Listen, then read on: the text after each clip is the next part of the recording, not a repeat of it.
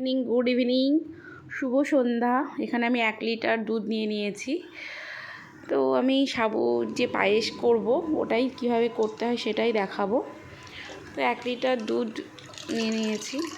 আর তোমার এটা বলো তো, যেহেতু গতকাল আমি সাবুর পায়েসটা করেছিলাম, আমি সকালেই জানিয়েছি গতকাল রাতে আমার বরের বন্ধুরা সব এসেছিল অফিসের। তো ওদের জন্য যে মেনুগুলো তার মধ্যে সাবুর পায়েস ছিল। তো এখানে আমি সাবুটা না 1 ঘন্টা থেকে 2 ঘন্টা আগে ভিজিয়ে রেখেছি। সাবু বেশিক্ষণ ভেজাতে হয় না, সাবু খুব তাড়াতাড়ি ভিজে যায়, মানে ফুলে যায় ভেজালে। 1 থেকে 2 ঘন্টা ভেজালেই অনেকক্ষণ। তো এবার জলটা সাবুর আমি ভালো করে ঝরিয়ে নিলাম।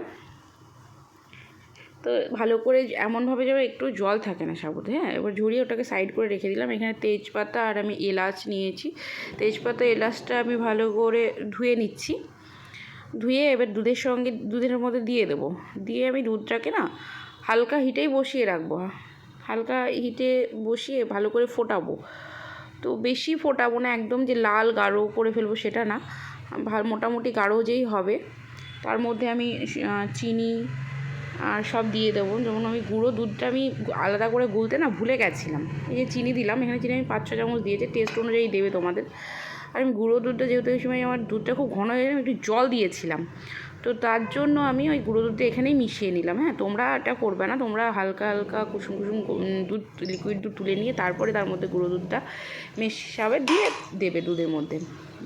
আর এখানে আমি ঘি নিয়েছিলাম, ঘিয়ের মধ্যে ড্রাই ফ্রুটটা হালকা হালকা ভেজে নিচ্ছি। তোমাদের ড্রাই ফ্রুটের মধ্যে যা মন চায় তাই দেবে।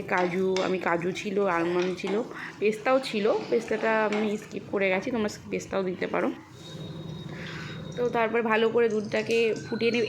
মানে তুমি দুধটা পুরো রেডি করে নেবে। চিনি, এলাচ তো প্রথমেই দিয়েছি, এলাচ, তারপর তেজপাতা, আর আমি একটু সামান্য লবণও দিয়েছিলাম এর মধ্যে।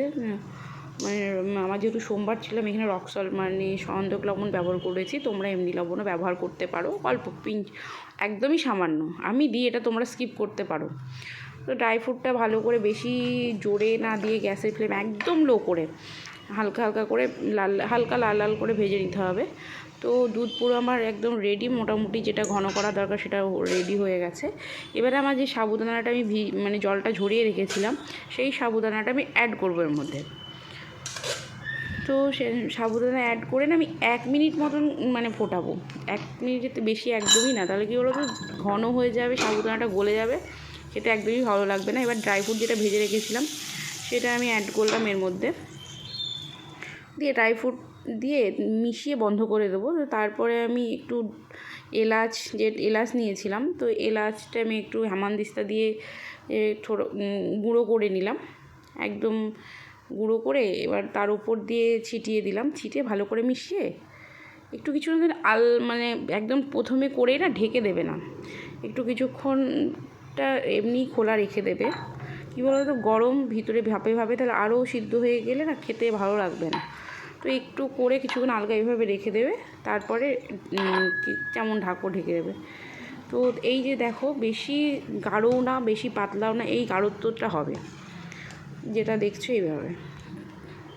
টাটা করে ফেলো, খুব সুন্দর টেস্ট।